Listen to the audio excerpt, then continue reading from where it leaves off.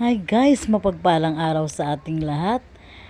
Si Ma'am Bernadette Sembrano po ay dumalaw kay Sir Tekram sa bahay nila sa Pampanga. So, ayan.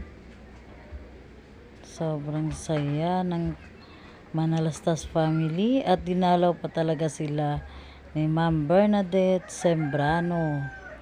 Ngayon, hindi magtatagal talaga guys, baka mailathala talaga ito si Tatay Ram sa mga malalaking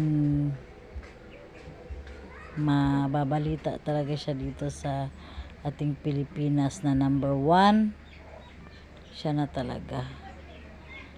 Siya naman talaga ang number 1 ngayon na charity vlogger. So, ayan. God bless Tatay Ram at ang dami mo nang natulungan.